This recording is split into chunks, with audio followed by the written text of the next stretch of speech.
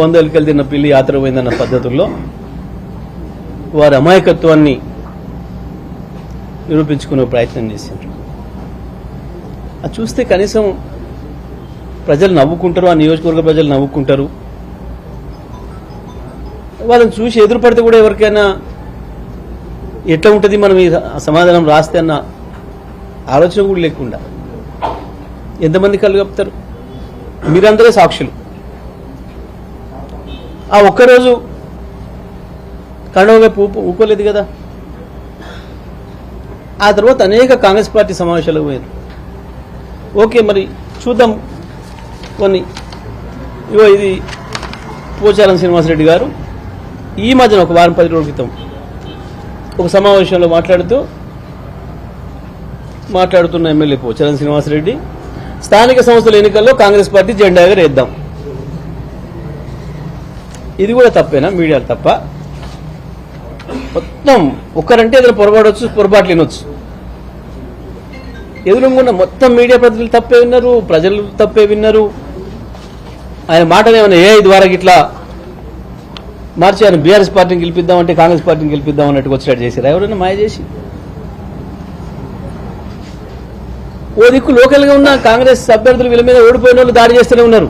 మా పార్టీలకు వచ్చి మమ్మల్ని ఆశయం చేస్తున్నారు అని చెప్పి ఇంత స్పష్టమైన సాక్ష్యాలు ఉన్నాయి ఎదురుగా. అయినా బుకాయిస్తాం. ఓకే, మరి ముఖ్యమంత్రి గారిని వీరింటికి నా నియోజకవర్గంలో సమస్యలు ఉన్నాయని అంటే, అయ్యో అట్లనా అన్న, నేనే వస్తాను సమస్యలు తీరుస్తానికి అని చెప్పి వాళ్ళ ఇంటికి పోయిండట. ముఖ్యమంత్రి గారు పోయినాడు. వారు చెప్పిన సమాధానంలో, వారు రాసిచ్చిన దాంట్లో వచ్చి చాలా తీవ్రమైన సమస్యలు ఉన్నాయి రైతాంగానికి, అవి నా దగ్గర పరిష్కారం ఉంది, నన్ను అడుక్కోపోదామని వచ్చిండు ముఖ్యమంత్రి పరిష్కారం అని చెప్పి రాసిండు దాంట్లో. మరి ముఖ్యమంత్రి ఒకే కానీ మరి గీనెవరు?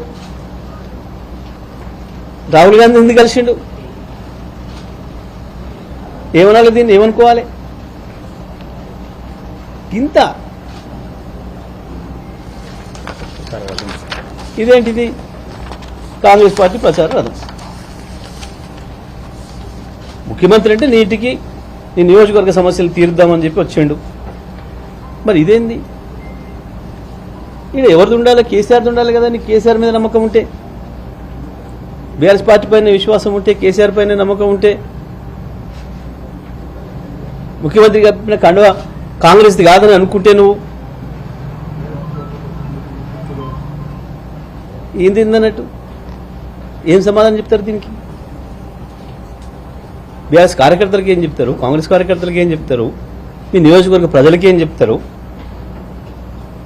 సరే, స్పీకర్ కూడా ఏం తెలియదు అనుకుందాం, కాసేపటికి నువ్వు చెప్పింది నమ్ముతాను అనుకుందాం. మిగతా వాళ్ళు ఎట్లా నమ్మాలి? కోర్టులు ఎట్లా నమ్మాలి?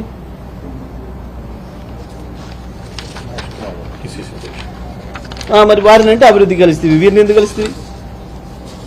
PCC ప్రెసిడెంట్ అయినాక మహేష్ కుమార్ గౌడ్ కలిసి అభినందనలు చెప్పిన ముచ్చట ఏమన్నా వీటిని?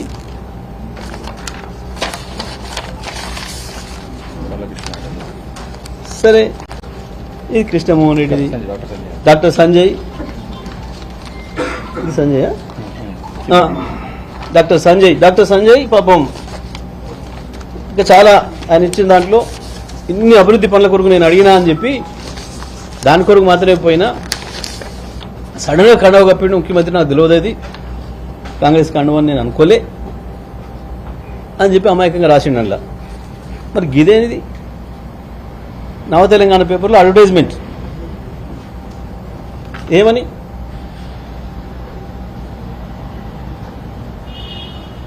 వినాయక చవితి శుభాకాంక్షలు. ఇందులో ఎవరి పేరు ఉండాలి? ఎవరి ఫోటో ఉండాలి?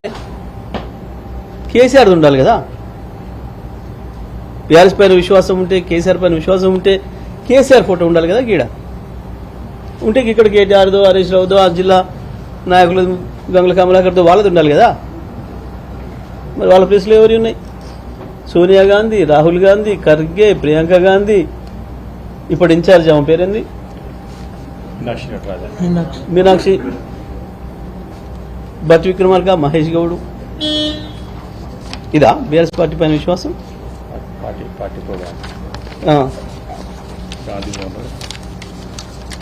కాంగ్రెస్ పార్టీ కార్యక్రమంలో కారికి వచ్చిన కార్యక్రమంలో. ఇదేం అభివృద్ధి? ఏ నియోజకవర్గ అభివృద్ధి పోయినట్టు ఇక్కడ? గాంధీ భవన్కి, కాంగ్రెస్ పార్టీ మీటింగ్కి, కారికి వచ్చిన మీటింగ్ అది. ఏమన్నా వీటిని? గాంధీ భవన్లో బహుశా ఇది మీరు గాంధీ భవన్ చూసిన వాళ్ళకి ఐడియా ఉంటుంది ఇది, ఈ ఫోటో ఎక్కడ దిగిందో. ఇవన్నీ సరే, ఇలా అందరు ఎట్లే ఉన్నాయి.